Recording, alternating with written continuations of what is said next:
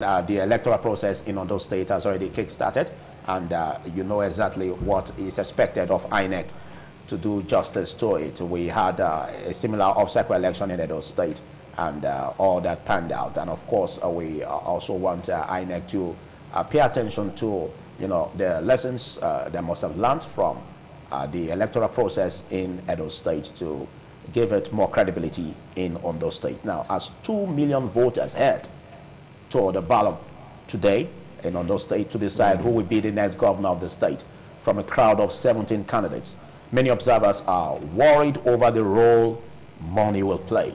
And there are concerns that vote buying and selling will shape the exercise. Checks show that one of the parties had budgeted 25,000 to 30,000 naira to buy a vote in some prime locations. And to achieve this, it was further gathered that account details of potential voters have been collected. And comments among the people here in Ondo show the level that they have lost confidence in the Nigeria's electoral process. They fear that their votes may not count. Only the money attraction may prevent unprecedented voter apathy. Now, INEC and security agencies face immense pressure to deliver a transparent, credible, and peaceful election in Ondo State. An atmosphere of anxiety grips Ondo State as about 1.7 million registered voters head to the polls today to elect their next governor. The race pits incumbent governor Lucky Aiyedatiwa of the All Progressives Congress against the Agboola Ajayi of the People's Democratic Party in a contest marred by last-minute controversies and heightened security concerns. INEC has cleared 17 candidates to contest today's off-cycle governorship election in the state, and the candidates represent a broad spectrum of political ideologies and ambitions. How will the election pan out today? Big questions emanating, most especially as we still have our guests in the studio. Big thanks for sustaining your presence, Greg Iyayi, and of course Emmanuel Obakolo and Collins Osarai. Thank you. I want to start with you, Collins Osarai. Let's look at the electoral process going on in Ondo State. How do you judge, or how do you perceive it should go? Do you believe that, or do you have this perception that the electoral process in Ondo State will be transparent, free, fair, and credible? Thank you very much. Nigeria election, because if I say now it will be fair, transparent, say because your party is incumbent, and they will probably feel INEC is APC. That's what some people are not saying, and that INEC is APC, forgetting that there were a lot of states, a lot of by-elections that oppositions have won when they indeed warrant or merit it. That is how it has been. But I'm not saying the electoral system has not been should I say, near perfect? Not really. We are still crawling. I can agree, you can agree with me, the Nigeria electoral system is still crawling. Most of the people are still contending with issues of vote buying. Yeah, because the issue of vote buying really is not an next problem. I see this like that. It's citizenry problem. It's among us. But it seems parties, political parties, party leaders are unduly taking advantage of that problem. Now let me tell you, because they feel that the people are already impoverished. Now let me tell you, they want to take advantage of that. That is what. No, even when vote buying did not start today, since 1999 they have been vote buying in different form. It's just that they have now monetized it. Is it not because they see the people as impoverished? Okay. Because even in America there is vote buying. Term in, term out. It's expected that government in power should be able to tackle situations. Allow me to finish now. You will finish. But I just want to guide you. Term in, term out. We see government in positions not being able to fulfill promises optimally. And so as a result of that, as it gets close to election, the people basically suffer it because of the economy downturn. Even when they fulfill promises made, in quote and unquote, sometimes when the opposition, for example, that is running against that which you feel have done very well, it takes heaven intervention to even go near if they don't do some of these things we are talking about. All these shelebe, rapa, rice, and what have you. Let me tell you, the world itself has been seriously polluted. It's no longer an African thing. It has become a world problem. Even in America election that just got finished, that some are even celebrating, they were vote buying. They were going to houses. I took my time and watched a lot of their documentaries. Parties, whether you call it Democrat, Republican, they go to houses, they drop their party card envelope, they put rice there, they put milk, different doors as a way of campaigning. And thank God them, they say we're opening their legs. Now let me tell you, it means who do not know becomes victim. Now let me tell you, it is good we have a system that will be working. That is what we are praying for. Even when the system are working, the citizenry needs to purge itself of a lot of ill feelings. They already have a feeling that the election is coming. If you don't come and see me and pacify me, I am not going to work for you, neither am I going to support you. So then you see election come and go. People go and meet candidates and say, I need 50 million naira to mobilize for you, to talk to my people, to support you. And when the man wins, the same people will be the first on the street looking for appointments. They want to join the man to work. Ordinarily, you can't eat your cake and have it. In politics, the only way some of these things can change, that the trajectory must be well opened to either way. If you are collecting to work, good and fine, that means you have been settled. If you are coming with all commitment to mobilize people and give them the needed orientation, to go out on that day and vote and you indeed deliver, then that means you are ready for us to work at a government. But in a situation where people collect 50 million today, to support you, tomorrow those are the same people that are first in office. You have a way of discouraging people, and subsequent election, you see people not being interested in collecting money. And in a station, the masses voting on the road will tell you, when I voted for your party that time, what did you give to me? So in all, it's not about INEC. The people must also purge themselves, while we pray that we have an institutional leaders that will help us work out modalities for a better INEC system. Well, we basically would want callers to find a way to call in, and the number will be on the screen for you to do that. And as we get that on, we're going to verbalize for our listeners on independent radio to join on that. So quickly, we look at the ONDO election and how we can tackle the challenges of vote buying and, of course, other features that's really impinging negatively on the electoral process in Nigeria. Let's get to you, Emmanuel Obakolo. What do you think could possibly go wrong? Because we have this electoral process, according to what we have, over 30,000 security agents have been drafted in order to make sure that it's free, fair, peaceful, in order to make sure that, you know, voters come out en masse. What do you see could possibly go wrong, and how do you think we can mitigate, or the electoral process can, you know, adjust to it? For now, I don't see any form of mitigation, because even in Nigeria, there's nothing like process. There's nothing like system. Particularly since 2015, under the leadership of the All Progressive Congress. We saw in this country where a president, an incumbent president, lost and congratulated the opposition and handed over by himself, with himself, for himself. We saw it in this country, but since 2015, even the off-cycles elections that have been conducted in this country, how did they go? So I wouldn't want somebody to come and bamboozle me by telling me that, look, there could be a situation where we will have systems in this country. No, we have weak institutions but strong men. And that is the problem in the country. And every one of us know that. But we kept shying away from it. We kept, because we want to defend where we belong to, we begin to say different things. Since 2015, the conduction of election in this country has been tsunamic. It has never happened before. Under the leadership of the People's Democratic Party, yes, it was true that we saw some skirmishes of challenges during elections. But this one now, we see it operationally. It has been made open. It is now a norm. To the extent that you see, the poverty today that has been inflicted on us, every one of us in this country, is deliberate. It's the Machiavellian style of leadership. So that by the time the people are poor, very poor, they will have no voice. And by the time some who try to speak out, like the only voice in the wilderness, we shut them down. You don't sound like being optimistic about the electoral process. No form of optimism. No form of optimism. But for us to encourage voters to come out en masse, it's quite important for us to see the positive side and see how the gap can be mitigated, just like, unlike what you said, that it cannot be mitigated. Do you concur, Greg?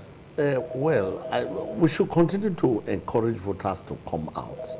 If INEC let them keep doing what some people allege they are doing, writing of fake results. But one thing I know is that institutions that persist in such vices will destroy themselves. They will not only destroy other people, but they will destroy themselves. Because we saw it with Nigeria Highways, we saw it with NITEC. They corrupted services to the people. Okay. Where is Nigeria Highways today? Where is NITEC today? But the challenge here, okay, go ahead. INEC should wake up, do the needful, just be an umpire, conduct the election, tally the votes, declare whoever won. It happened before, it can happen again. This same ONDO, PDP was in power on federal level. Labour won, and they gave it to Labour. What's the big deal about it?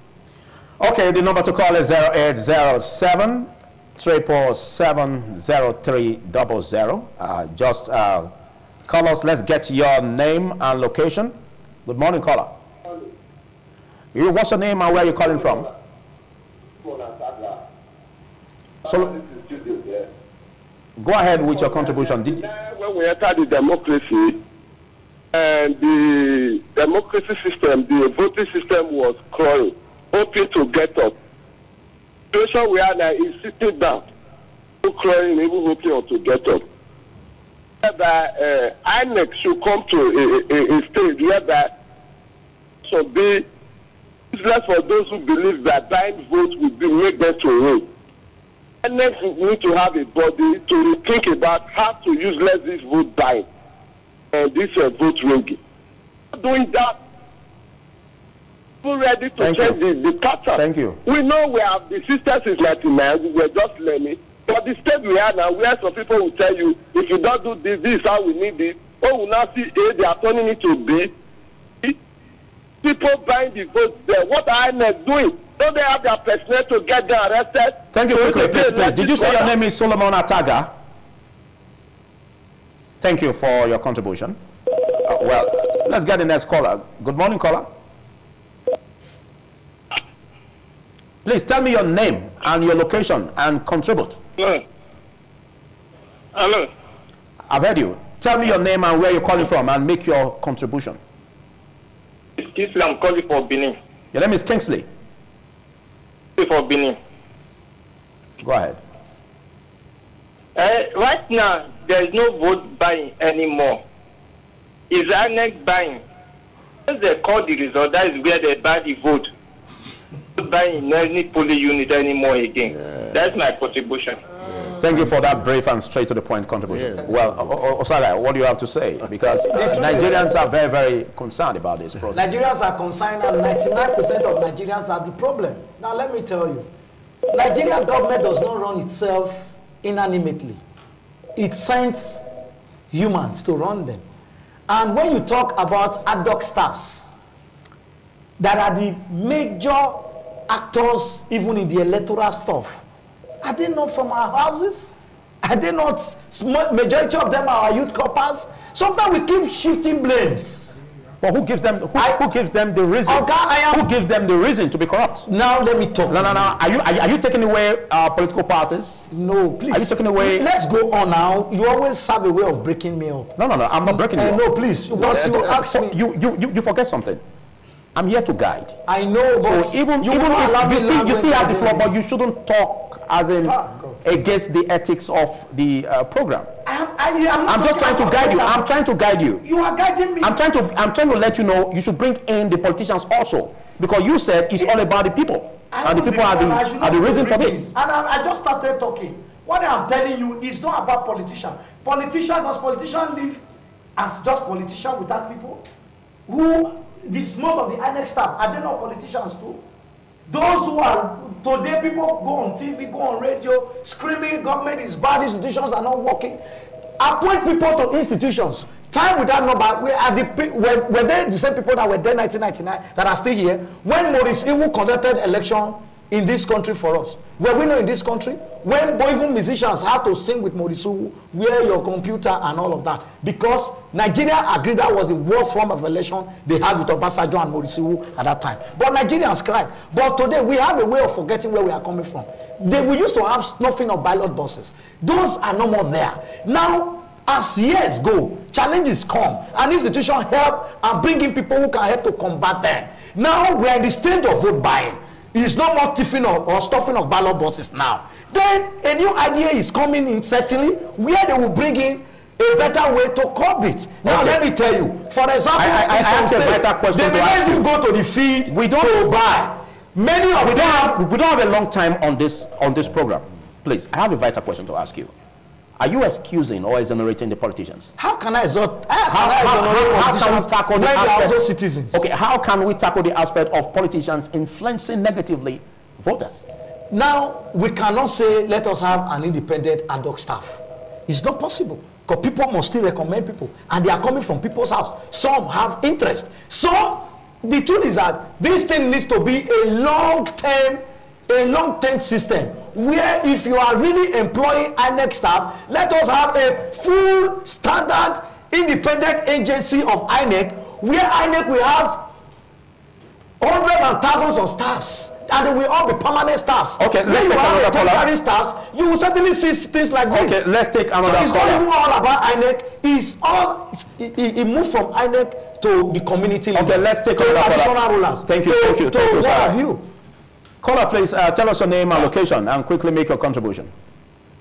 Calling from GROE. Your name, please. Your name. Fair. Go ahead, Fred. Fair from GROE. Go ahead with your contribution. Procedures, laws, the legal framework. 7 is so very conspicuous. Know what to bring, and say your certificate, age, section 1A2, keep conspicuous the qualification. Section 153, the part of the INEC, dot the election. 285. Go straight to the point, please. Make your point quickly. Who are not certified. The election says should go to court. Okay, beyond reasonable doubt. Okay. By fetish or by election or by abstract. Okay, so you just spelled out the Constitution.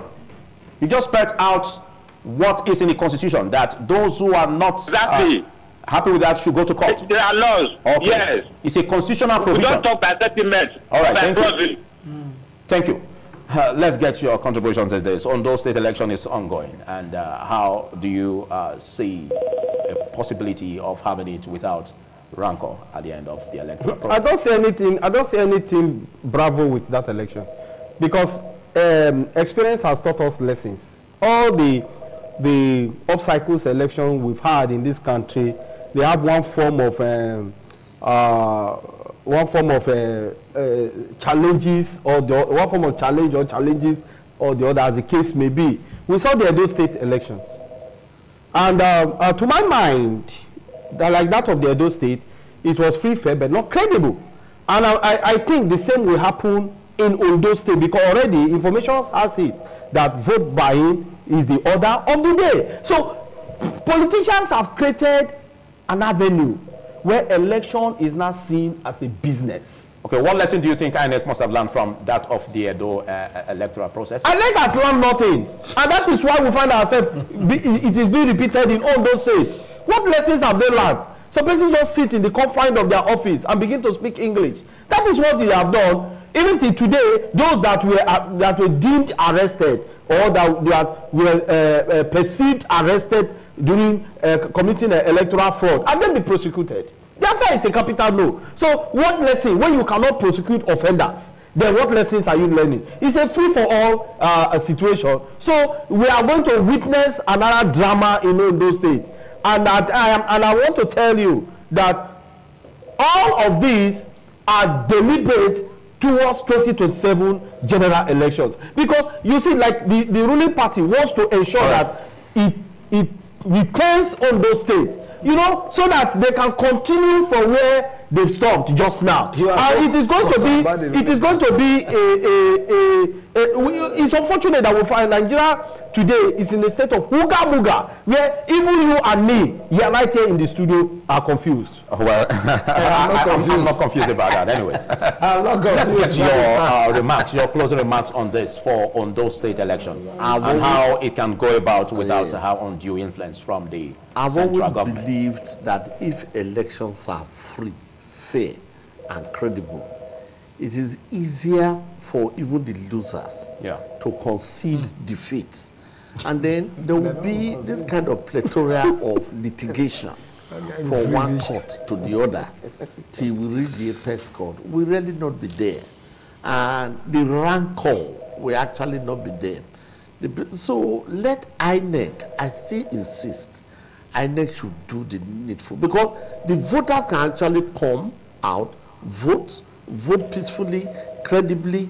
But at the end of the day, if the result does not reflect the voters' wish, that is where there will be angst in the land. And then there will be apathy whenever you call for any other election. Okay. Let's get our last call on this episode of Politics Today. Good morning, caller. Philip. Yeah, please tell us your name and where you're calling from and make your contribution. Sonny Yadosa from Siloko Road. Go ahead, Sonny. We cannot use sentiment about this issue. For the day, it's transparent or not transparent. Don't ask people to go physical. Then to go fight. To go to the court. The law of the land must learn to respect the law of the land. Charlie was talking just now. People is the problem, not our neck. Not even the police officers. It shall came from the people. We must get it right. All hands must be on desk. That is very terrible, and they are very zealous to win election. They contravene the process, and at the end of the day, they are blaming our neck. The primary election that brought the very political party, the shenanigans that went through. Look at the various bodies like People Association, NU this one, NU that one. The election was it corrected by INEC? NUJ. That's the government election that was corrected in the state. Was it corrected by INEC? Oh. The people must purge ourselves and purge our conscience. Otherwise, we are not ready yet. Bless Nigeria. Thank you very much, Sonny. Thank you very much for that contribution. Let's make your final remarks. I want to really appreciate 15 seconds. I want to really appreciate the last caller. He has said almost all. Even in churches, even in mosque, you see when you want to change leadership, you see how it happens. It's a Nigerian factor.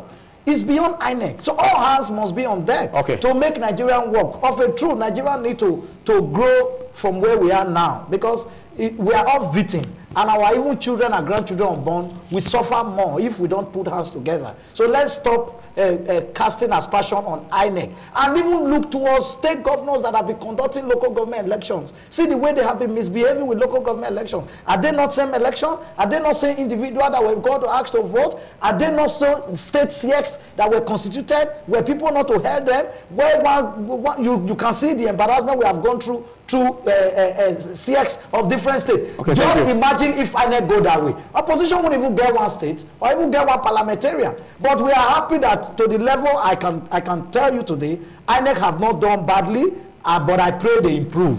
And we all join hands to make them improve better. Thank you. To you, Emmanuel Obakolo. It's unfortunate that when I hear people talk and begin 10 seconds. to generalize issues, the egocentric virus that is upon every one of us today is caused by the politicians. Including my co-panelist here who is a politician. They infected every one of us with the virus. The way forward, and now they are generalizing everything. The way forward is that the politicians must first learn how to clean themselves. We will follow suit. Thank you. Thank you. In 10 seconds, you're on off. INEC should be resolute.